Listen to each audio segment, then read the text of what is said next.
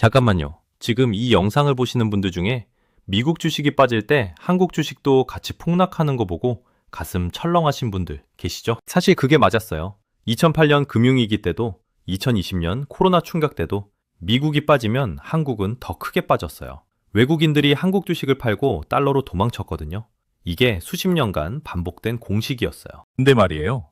2025년 미국 나스닥이 하루 만에 5%가 증발하던 그날, 엔비디아 시가총액 600조 원이 하루 만에 날아가던 그날, 한국 코스피는 오히려 올랐어요.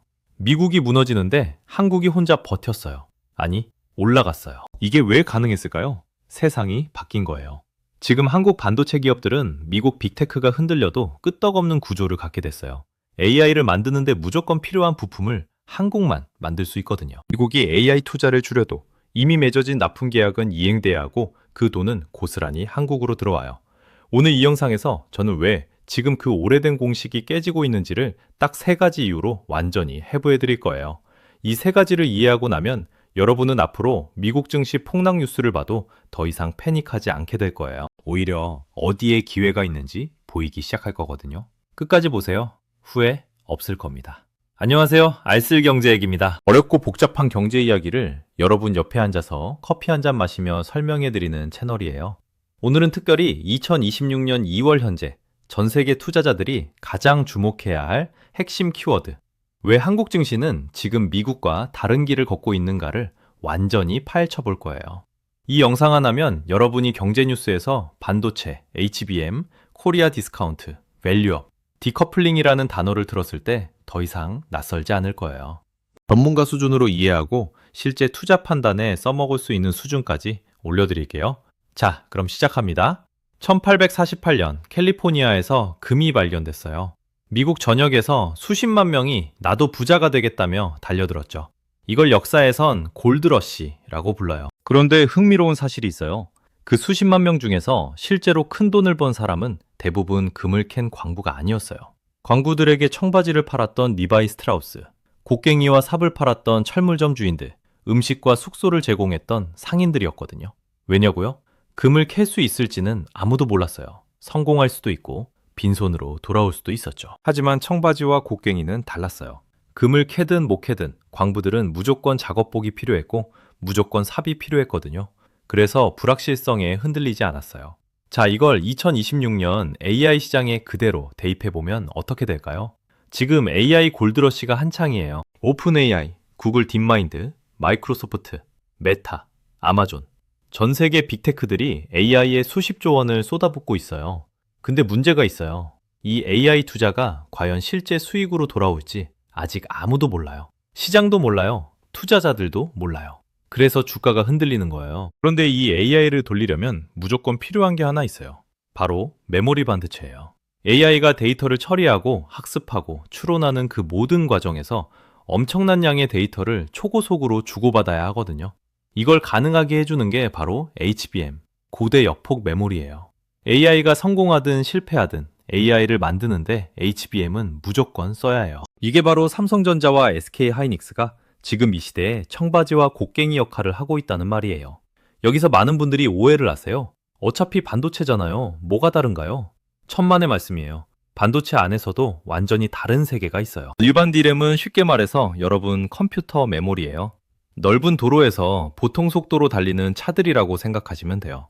반면 HBM은 AI 서버 전용 초고속 메모리예요.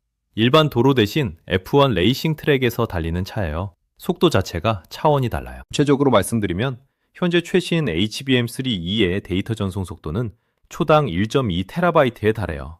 일반 D램의 대략 15배 수준이에요. 이걸 영화 파일로 환산하면 4K 고화질 영화를 1초에 240편 전송하는 속도예요. 상상이 가시나요? 그리고 여기서 핵심이 나와요. 이 HBM을 전 세계에서 제대로 만들 수 있는 회사가 지금 이 순간 딱 2곳밖에 없어요. SK하이닉스 그리고 삼성전자예요. 미국도 못 만들어요. 중국은 아직 기술력이 한참 부족하고요. 일본 마이크론이 도전하고 있지만 시장 점유율은 아직 10% 미만이에요. SK하이닉스 혼자 HBM 시장의 50% 이상을 가져가고 있고 삼성이 그 뒤를 쫓고 있어요. 2022년으로 잠깐 돌아가 볼게요. 챗GPT가 세상에 나오기 직전 엔비디아는 이미 다음 시대를 준비하고 있었어요. 젠슨왕 CEO는 임원들과 비밀 회의를 열고 이렇게 말했대요. 우리가 H100을 제대로 만들려면 지금 세상에 없는 수준의 메모리가 필요하다. H100은 지금도 전 세계 AI 데이터 센터의 핵심 두뇌로 쓰이는 GPU예요. 그런데 이 H100 하나에 HBM3가 무려 80GB씩 들어가요. GPU 한 개에 들어가는 메모리가요. 엔비디아는 SK 하이닉스에 손을 내밀었어요. 그리고 그 결과 2023년 H100 출하량이 폭발적으로 늘어나면서 SK 하이닉스의 HBM 매출도 함께 폭발했어요. 2023년 SK 하이닉스의 HBM 매출은 전년 대비 무려 5배 이상 성장했고 2025년에는 HBM만으로 연간 매출 20조 원을 넘어섰어요. 엔비디아가 잘 팔릴수록 SK 하이닉스도 덩달아 잘 팔리는 구조가 완성된 거예요. 그러면 투자자 입장에서 이걸 어떻게 활용해야 할까요? 우선 엔비디아 실적 발표 일정을 달력에 표시해 두세요. 엔비디아 GPU 출하량이 늘어나면 시차를 두고 SK 하이닉스와 삼성전자 HBM 매출이 늘어나요. 이걸 선행지표로 활용할 수 있어요. 다음으로 HBM 세대 전환 시점을 주목하세요. 지금은 HBM3E가 주류인데 곧 HBM4로 전환이 시작될 거예요. 세대 전환 시점에는 단가가 일시적으로 오르고 기술 격차가 더 벌어지기 때문에 선도 기업에게 훨씬 유리해요. 마지막으로 삼성전자 HBM 인증 여부를 꼭 체크하세요. 삼성전자는 현재 엔비디아 납품을 위한 HBM 인증을 진행 중이에요. 이 인증이 통과되는 순간 삼성전자 주가에는 단기 강력한 모멘텀이 생길 수 있어요. 여기서 자주 받는 질문이 있어요. HBM이 AI에 꼭 필요하다면 다른 나라도 결국 만들 수 있지 않나요? 맞는 질문이에요. 장기적으로는 그럴 수 있어요. 하지만 반도체 기술은 단순히 돈을 쏟아붓는다고 되는 게 아니에요. HBM은 여러 개의 D램 칩을 수집으로 쌓아 올리는 3D 적층 기술이 핵심인데 이게 기술 노하우의 집약체거든요. SK 하이닉스는 이 기술을 2013년부터 개발해 왔어요. 10년 이상의 축적된 노하우예요. 중국이 지금 당장 시작해도 최소 5년에서 7년은 걸린다는 게 업계의 중론이에요.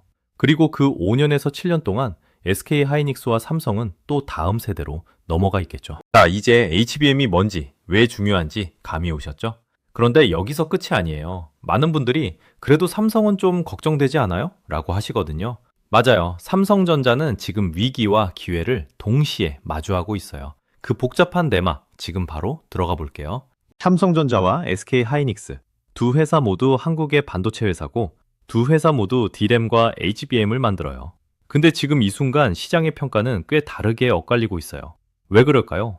이걸 이해하려면 두 회사가 어디에 집중해 왔는지를 봐야 해요. SK 하이닉스는 2019년 이후 메모리 반도체 중에서도 특히 HBM에 올인에 가까운 집중 투자를 해왔어요. 엔비디아와의 파트너십을 조기에 확보하고 HBM 생산 라인을 빠르게 확충했어요. 말하자면 AI가 오기 전부터 AI를 위한 준비를 했던 거예요. 삼성전자는 달랐어요. 삼성은 세계 최대 반도체 종합회사예요. D램, 낸드 플래시, 파운드리, 모바일 AP 너무 많은 걸 동시에 하다 보니 HBM 전환 타이밍이 조금 늦었어요. 2024년 기준으로 삼성의 HBM 시장 점유율은 SK하이닉스의 절반 수준이었거든요. 하지만 여기서 중요한 반전이 있어요. 삼성이 늦었다는 건 단점이기도 하지만 아직 성장 여력이 크다는 뜻이기도 해요. SK하이닉스가 이미 고점에 가까운 반면 삼성은 따라잡는 과정에서 더 폭발적인 주가 상승이 나올 수 있는 구조예요. 이런 말 많이 들어보셨죠? 삼성전자는 너무 크고 무거워서 투자하기 별로 아닌가요? 삼성전자 주가가 오랫동안 5만 원대에서 5만 전자라는 별명까지 붙었잖아요. 근데 이건 완전한 오해예요. 삼성전자의 시가총액이 크다는 건 그만큼 세계 시장에서 인정받는 기업이라는 뜻이에요. 그리고 지금 삼성의 상황은 과거와 달라요. 2025년 하반기부터 삼성전자는 HBM4 개발에 전사적 자원을 집중하기 시작했어요. 이재용 회장이 직접 반도체 부문 임원들과 비상대책회의를 열고 HBM 인증 통과를 최우선 과제로 선언했다는 내용이 외신에도 보도됐어요. 그리고 삼성에는 SK하이닉스가 갖지 못한 것이 있어요. 바로 파운드리 역량이에요. 삼성은 칩을 설계하고 직접 생산까지 할 수 있어요. 앞으로 HBM과 AI 칩을 하나의 패키지로 묶는 어드밴스드 패키징 시대가 오면 삼성의 통합 역량이 빛을 발할 수 있어요. 2025년 초 반도체 업계에서 은밀하게 치열한 전쟁이 벌어지고 있었어요. 엔비디아는 다음 세대 H200 GPU에 들어갈 HBM3E 12단 적층 제품을 요구하고 있었어요. 기존 8단보다 용량이 50% 늘어나고 대역폭도 더 넓어지는 제품이거든요. SK하이닉스는 이미 2024년 말부터 12단 HBM3 양산에 성공했어요. 그리고 엔비디아 인증을 통과해 납품을 시작했고요. 삼성전자는요, 12단 개발을 완료했는데 발열과 수율 문제에 발목이 잡혔어요. 반도체를 수직으로 12개나 쌓으면 열이 어마어마하게 나거든요. 이 열을 제대로 못 잡으면 납품을 못해요. 업계 관계자의 말을 빌리면 당시 삼성 내부 분위기는 이랬어요. 우리 기술력이 없는 게 아니에요. HBM4로 한 번에 치고 나갈 겁니다. 쓰르미에서 뒤처진 걸 4에서 한꺼번에 뒤집을 거예요. 이게 허풍일까요? 전략일까요? 반도체 업계 애널리스트들은 대체로 충분히 가능한 시나리오라고 봐요. 왜냐하면 삼성은 과거에도 메모리 경쟁에서 절체절명의 위기를 극복한 전례가 있거든요. 2000년대 초반 닷컴 버블 당시에도 2008년 금융위기 당시에도 삼성은 오히려 위기 때 투자를 늘려서 경쟁사를 따돌렸어요. 그러면 이 두 회사를 어떻게 접근할지 투자 성향에 따라 나눠드릴게요. 안정형 투자자라면 SK하이닉스에 비중을 더 두세요. SK하이닉스는 이미 HBM 시장 1위 자리를 굳혔고 엔비디아와의 파트너십도 탄탄해요. 불확실성이 낮은 만큼 단기 폭발력은 적지만 꾸준한 실적이 뒷받침돼요. 성장형 투자자라면 삼성전자의 반등 시나리오를 노려볼 수 있어요. HBM4 인증 통과, 파운드리 수주 확대 등 긍정적 이벤트가 발생하는 시점에 주가 탄력이 더 강하게 나올 수 있어요. 두 회사를 동시에 담고 싶다면 비율을 SK하이닉스 60%, 삼성전자 40%로 가져가는 게 일반적인 전략이에요. 여기서 질문 하나 더 드릴게요. 엔비디아 주가가 빠지면 SK하이닉스도 같이 빠지지 않나요? 단기적으로는 그럴 수 있어요. 엔비디아와 SK하이닉스는 공급망으로 연결되어 있어서 투자 심리가 연동되는 경향이 있거든요. 하지만 중장기적으로는 달라요. 엔비디아 주가는 AI 투자 수익성에 대한 기대감이 반영된 밸류에이션 주식이에요. 반면 SK하이닉스는 실제 납품 계약이 이미 체결된 물량 기반의 실적주예요. 기대감이 빠져도 실적이 따라와주면 주가는 버팁니다. 반도체 이야기만으로도 이미 엄청나죠? 근데 진짜 충격은 지금부터예요. 반도체 실적 말고도 한국 주식시장에는 지금 아주 큰 돈줄기가 들어오고 있어요. 그것도 여러분이 전혀 예상 못한 곳에서요.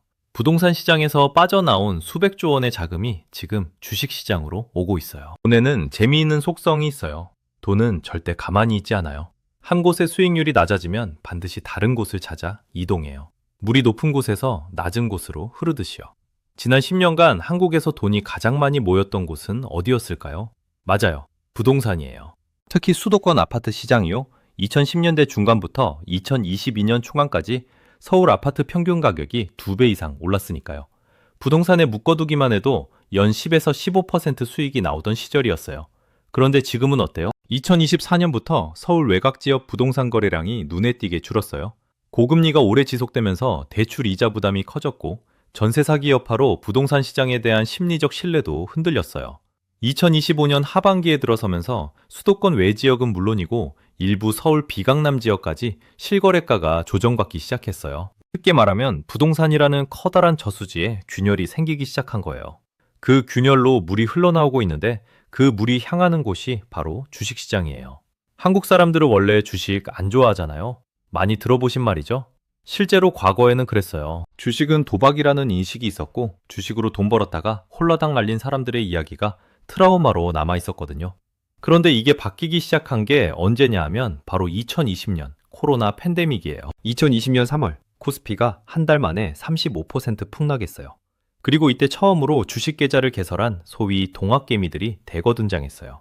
그들은 폭락하는 삼성전자를 사고 현대차를 사고 SK하이닉스를 샀어요. 그리고 2021년 상반기까지 주식시장이 크게 오르면서 많은 분들이 아, 주식이 이런 거구나를 처음 경험하게 됐어요. 그 이후 한국의 주식 투자 인구는 매년 증가해 왔어요. 2023년 기준 주식 계좌 수는 7천만 개를 돌파했어요. 한국 인구가 5,100만 명이니까 단순 계산으로는 국민 한 명당 계좌가 1.3개 이상이에요. 물론 중고 계좌가 많지만 그만큼 주식시장 참여자가 폭발적으로 늘었다는 거예요. 실제 사례로 설명해 드릴게요. 서울 마포구에 사는 40대 직장인 김 씨. 2019년에 경기도 수원에 아파트를 한 채 더 사서 임대를 놓고 있었어요. 당시 매매가는 3억 5천만 원이었는데 2022년 초에는 5억 2천만 원까지 올랐어요. 근데 그 이후 상황이 바뀌었어요. 고금리로 대출이자 부담이 늘었고 전세 구하는 사람도 줄면서 공실이 생겼어요. 결국 2024년에 4억 8천만 원에 매도했어요. 그래도 1억 3천만 원 정도 차익은 남겼어요. 이 돈으로 김 씨가 한 일이 뭘까요? 부동산으로 다시 사자니 대출이자가 무서웠어요. 은행에 넣자니 이자가 너무 낮고요.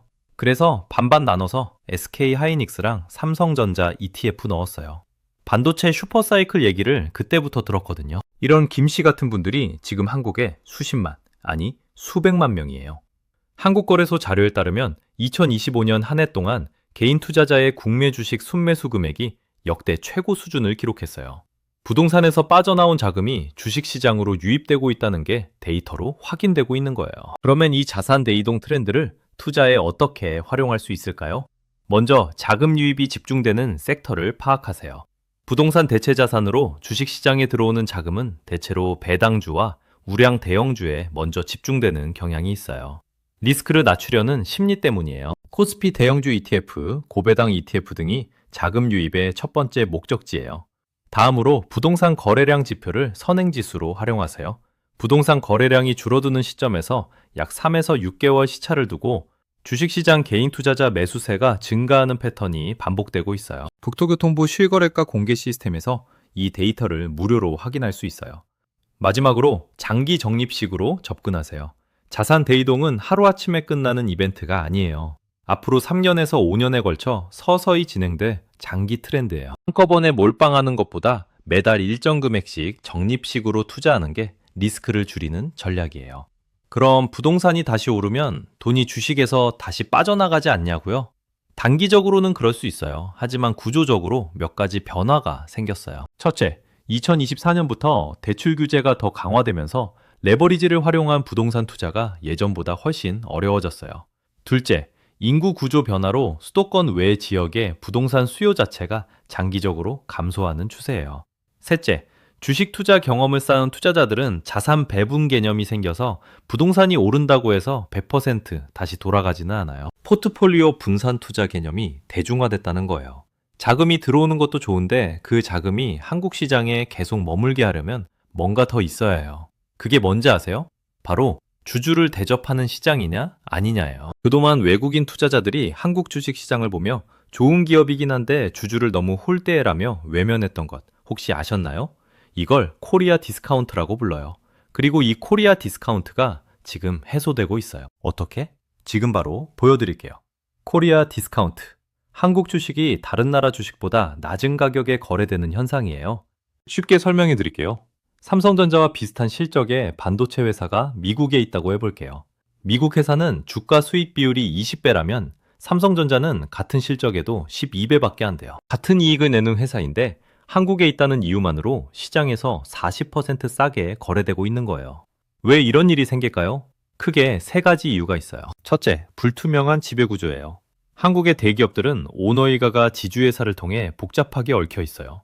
외국인 투자자 입장에서는 이 회사가 주주를 위해 운영되는 건지 오너일가를 위해 운영되는 건지 모르겠다는 불신이 생겨요. 둘째, 낮은 배당 성향이에요.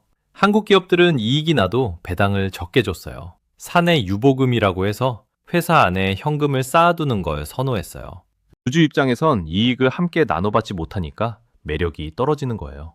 셋째, 지정학적 리스크예요. 한국은 세계에서 유일한 분단 국가예요. 북한 리스크가 산존하고 있어서 일부 외국인 투자자들은 이걸 프리미엄을 깎아먹는 요인으로 봐요. 코리아 디스카운트는 원래 있던 거고 앞으로도 계속될 거야. 이게 가장 위험한 오해예요. 왜냐하면 코리아 디스카운트는 구조적 문제가 아니라 정책으로 해소할 수 있는 문제거든요. 실제로 옆 나라 일본이 그 증거예요. 일본도 오랫동안 디스카운트 평가를 받아왔어요. 일본 기업들도 사내 유보금을 잔뜩 쌓아두고 배당을 안 줬거든요. 그런데 2023년부터 일본 거래소가 강력하게 드라이브를 걸었어요. 자기 자본 이익률을 높이지 못하는 기업은 거래소에서 퇴출할 수 있다고 경고한 거예요. 그 결과가 어떻게 되냐고요? 일본 니케이 225 지수가 2023년부터 2024년 2년 만에 50% 이상 상승하면서 역사적 최고치를 경신했어요. 외국인 투자자들이 일본이 바뀌고 있다며 대거 유입됐거든요. 워런 버핏도 2023년에 일본 상사주를 대거 매입하면서 시장에 관심을 끌었죠. 한국도 같은 길을 걷기 시작했어요. 2024년부터 금융위원회와 한국거래소가 공동으로 밸류업 프로그램을 본격 추진하기 시작했거든요. 밸류업 프로그램의 핵심을 한마디로 요약하면 기업이 주주를 위해 제대로 일하게 만들겠다는 거예요. 세부 내용을 보면 첫째로 상장 기업들이 자사의 기업 가치 재고 계획을 공시하도록 권고하고 있어요. 우리 회사 주가가 낮은데 이걸 어떻게 높일 거야를 공개적으로 선언하게 만드는 거예요. 둘째로 주가순 자산 비율이 1배 미만인 기업, 즉 청산하면 오히려 더 가치가 있는 기업들에게 특히 개선 압박을 가해요. 셋째로 밸류업 계획을 잘 이행하는 기업들을 모은 밸류업 지수를 만들어서 이 지수를 추종하는 ETF 상품에 연기금과 기관 자금이 유입될 수 있도록 설계하고 있어요. 그 효과가 이미 나타나고 있어요. 현대차와 기아는 2024년부터 배당을 대폭 늘리고 자사주 매입 및 소각 계획을 발표했어요. KB금융과 신한금융 같은 금융그룹들도 주주 환원율을 높이는 계획을 잇따라 내놨어요. 외국인 투자자들이 이를 보고 한국 금융주를 대거 매수하기 시작했고요. 한 외국계 기관 투자자의 말을 빌리면 이렇습니다. 한국이 일본의 길을 따라가고 있다는 확신이 생기면 우리는 한국 비중을 상당히 늘릴 준비가 돼 있습니다. 현재 밸류에이션이 너무 매력적입니다. 그러면 밸류업 수혜 종목은 어떻게 고를까요? 먼저 주가순 자산 비율 1배 미만 종목 중에서 밸류업 계획을 공시한 기업에 주목하세요. 이미 자산 가치 대비 싸게 거래되고 있는데 거기에 주주 환원 정책까지 강화하면 이중호재예요. 다음으로 배당 수익률이 높은 종목을 함께 스크리닝하세요. 부동산 임대 수익을 기대했던 투자자들이 주식으로 넘어오면서 배당 수익이 매력적인 종목에 자금이 집중될 가능성이 높아요. 밸류업 지수 ETF에 투자하는 것도 좋은 방법이에요. 개별 종목을 고르는 게 어렵다면 밸류업 기준을 충족한 기업들로 구성된 ETF 한 종목만 사도 이 트렌드에 편승할 수 있어요. 밸류업이 강제는 아니잖아요. 기업들이 안 하면 그만 아닌가요? 맞아요. 지금은 강제가 아니라 권고 수준이에요. 근데 여기서 중요한 게 있어요. 밸류업을 하지 않는 기업은 밸류업 지수에서 제외돼요. 그 지수를 추종하는 연기금 자금이 들어오지 않아요. 기관 투자자들의 관심에서도 멀어지고요. 상장사 입장에서는 주주 환원을 안 하면 시장에서 서서히 외면당하는 구조가 만들어지고 있는 거예요. 일본 사례에서도 보듯이 거래소의 압박이 시작되면 대다수 기업이 결국 움직이게 돼 있어요. 자, 이제 한국 증시에 좋은 것들만 있는 것처럼 보이시죠? 근데 저는 여러분께 균형 잡힌 시각을 드리고 싶어요. 미국 시장에 지금 어떤 리스크가 쌓이고 있는지를 제대로 알아야 왜 한국이 상대적으로 더 매력적으로 보이는지가 선명하게 이해돼요. 미국 증시에 지금 조용히 터지고 있는 시한폭탄, 지금 해체해드릴게요. 2026년 초, 미국 증시는 묘한 분위기예요. 경제 지표는 나쁘지 않은데 주가 변동성은 커지고 있어요. 두 가지 큰 불안 요인이 동시에 작용하고 있어요. 첫 번째는 관세 정책이에요. 2025년부터 미국 행정부는 중국산 제품에 대한 관세를 단계적으로 올렸어요. 여기서 그치지 않고 반도체, 자동차, 철강 등에 대한 추가 관세도 검토하고 있는 상황이에요. 관세 정책은 예고 없이 바뀌는 경우가 많아서 기업들이 공급망 계획을 짜기가 너무 어려워요. 공급망 불확실성이 기업 이익을 갉아먹을 수 있다는 우려가 주가에 반영되고 있는 거예요. 두 번째는 AI가 일자리를 뺏는다는 공포예요. 미국에서 AI 채용이 늘면서 반대로 일반 사무직, 콜센터, 심지어 일부 개발자 직군까지 대규모 구조조정 이야기가 나오기 시작했어요. 소비자들이 자신의 일자리를 걱정하기 시작하면 소비가 줄어들어요. 소비가 줄면 기업 실적이 나빠지고요. 이게 시장 전반에 찬물을 끼얹는 시나리오예요. 2025년 초 딥식이라는 중국 AI 스타트업이 내놓은 AI 모델이 전 세계를 충격에 빠뜨렸어요. 딥식은 우리는 엔비디아 GPU를 수천 개씩 쓰지 않아도 이 정도 성능을 낼 수 있다고 주장했어요. 그 순간 나스닥 시장은 패닉에 빠졌어요. AI 투자가 거품 아니야? 엔비디아 GPU 수요가 줄어드는 거 아니야? 라는 공포가 퍼진 거예요. 엔비디아 주가는 하루 만에 17% 급락했어요. 시가총액으로 환산하면 약 600조 원이 하루 만에 증발한 거예요. 그런데 SK하이닉스는 어땠을까요? 같은 날 SK하이닉스 주가는 5% 빠지는데 그쳤어요. 그리고 이후 빠르게 회복했고요. 왜냐하면 딥시크 모델이 효율적이더라도 AI를 전 세계적으로 보급하고 확산시키려면 결국 더 많은 서버가 필요하고 더 많은 서버에는 더 많은 HBM이 필요하다는 본질은 변하지 않거든요. 이게 바로 디커플링의 증거예요. 미국 빅테크 밸류에이션 공포에는 흔들리지만 실물 수요 기반의 한국 반도체는 상대적으로 버텼어요. 그 패닉의 날, 미국은 600조가 날아갔는데 한국은 버텼어요. 이게 단순한 우연이 아니라는 걸 이제 숫자로 증명해 드릴게요. 코스피와 S&P 500의 흐름을 데이터로 비교해보면 그야말로 충격적인 장면이 나와요. 디커플링, 탈동조화. 원래 같이 움직이던 두 개의 시장이 서로 다른 방향으로 움직이기 시작하는 현상이에요. 자동차로 비유하면 지금까지는 미국 증시라는 선두차를 한국 증시라는 후미차가 똑같은 속도로 따라가는 구조였어요. 선두차가 브레이크를 밟으면 후미차도 함께 섰고 선두차가 가속하면 후미차도 함께 달렸어요. 그런데 지금은 선두차가 브레이크를 밟는데 후미차가 계속 달리는 상황이 벌어지고 있어요. 아니, 더 나아가 후미차가 선두차를 추월하려는 조짐까지 보이고 있는 거예요. 실제 숫자로 비교해 드릴게요. 2025년 한 해 동안 S&P 500 지수의 상승률은 약 7에서 8% 수준이었어요. 반면 코스피는 같은 기간 약 18에서 22%의 상승률을 기록했어요. 2배가 넘는 차이예요. 특히 미국 빅테크 나스닥이 딥식 쇼크, 관세 이슈 등으로 변동성을 키웠던 구간에서 코스피는 오히려 외국인 순매수가 증가하며 상승 흐름을 이어갔어요. 외국인 투자자들의 행동 변화가 이걸 뒷받침해요. 과거에는 신흥국 리스크가 불거지면 외국인들이 한국 시장을 가장 먼저 팔고 나갔어요. 그런데 2025년 하반기부터는 반대 현상이 나타나기 시작했어요. 미국 증시가 약세를 보이는 국면에서 오히려 외국인들이 한국 반도체 종목을 순매수하는 흐름이 관측된 거예요. 그래도 미국 증시가 크게 빠지면 한국도 결국 같이 빠지는 거 아닌가요? 아주 중요한 질문이에요. 단기적으로는 여전히 동조화 현상이 나타날 수 있어요. 글로벌 금융시장은 여전히 긴밀하게 연결되어 있거든요. 특히 외환시장에서 달러 강세가 나타나면 원화 환율이 오르면서 외국인들이 한국 주식을 팔 수 있어요. 하지만 중장기적으로는 HBM 실적 상장이 이 흐름을 상쇄할 가능성이 커요. 실적 기반의 상승은 단기 충격을 이겨내는 체력이 있거든요. 그래서 단기 매매보다는 중장기 투자 관점에서 접근하는 게 더 유리해요. 자, 이제 이론과 데이터는 충분히 드렸어요. 그러면 제일 중요한 질문이 남았죠? 그래서 나는 지금 어떻게 해야 하는데요? 맞아요. 아는 것과 행동하는 건 달라요. 지금부터는 실전 투자 가이드예요. 지금 당장 써먹을 수 있는 구체적인 섹터, 종목, 타이밍 전략을 드릴게요. 투자에서 가장 위험한 말이 두 가지 있어요. 첫째는 지금 무조건 사야 해 예요. 확신이 넘치는 추천은 대부분 위험 신호예요. 둘째는 이건 아직 때가 아니야. 더 기다려야 해 예요. 완벽한 타이밍을 기다리다가는 평생 못 들어가요. 저는 오늘 여러분께 이 방향으로 공부하세요 라는 가이드를 드릴게요. 종목을 찍어드리는 게 아니에요. 방향을 제시해드리는 거예요. 최종 투자 결정은 항상 여러분 스스로 하셔야 해요. 2026년 한국 증시에서 주목해야 할 핵심 테마는 크게 세 가지예요. 첫째, AI 반도체 섹터예요. SK하이닉스, 삼성전자를 중심으로 HBM 수혜 사이클이 계속될 가능성이 높아요. 여기에 반도체 장비 기업들, 소재 기업들도 함께 주목받을 수 있어요. 둘째, 금융 섹터, 밸류업이에요. KB금융, 신한금융, 하나금융, 우리금융처럼 배당을 늘리고 자사주 소각을 진행하는 금융주들은 코리아 디스카운트 해소의 최대 수혜를 볼 수 있어요. 주가순 자산 비율이 여전히 1배 미만이거든요. 셋째, 방산 및 원전 섹터예요.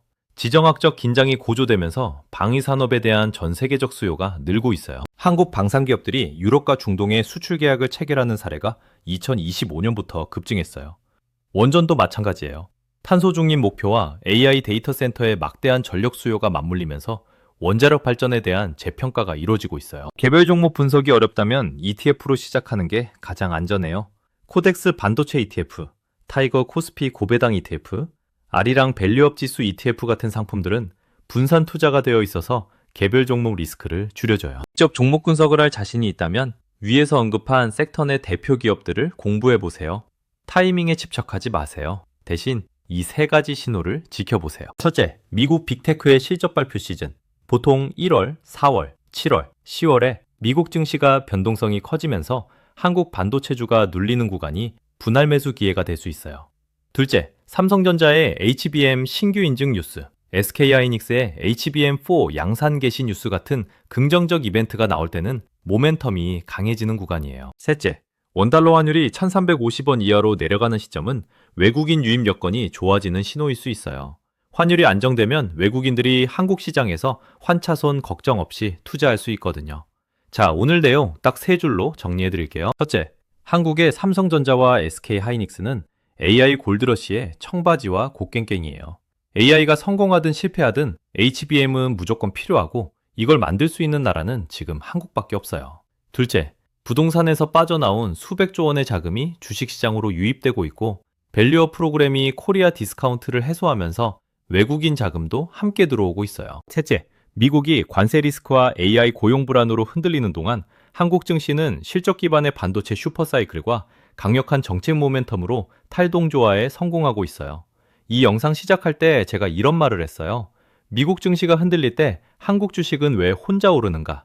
이제 답이 나왔죠? 세 가지 이유가 동시에 맞물린 구조적 변화예요. 우연이 아니에요. 단기 투기가 아니에요. AI 시대라는 거대한 흐름 위에서 한국이 가진 고유한 경쟁력이 빛을 발하고 있는 시간이에요. 물론 리스크는 항상 있어요. 지정학적 불안, 미국 경기 침체 가능성, 중국의 기술 추격, 원달러 환율 변동, 이 모든 변수를 눈뜨고 지켜봐야 해요. 하지만 리스크를 알고 투자하는 것과 모르고 투자하는 건 하늘과 땅 차이예요. 오늘 이 영상이 여러분께 그 차이를 만들어드리는 시간이 됐기를 바랍니다. 오늘 영상이 도움이 되셨다면 구독 버튼 눌러두시고 알림 설정 해두세요. 그리고 주변에 주식 공부 시작하려는 분들에게 이 영상 꼭 공유해주세요. 지금까지 알쓸경제학이었습니다. 구독자님들이 부자가 되는 그날까지 알쓸경제학은 열심히 달리겠습니다.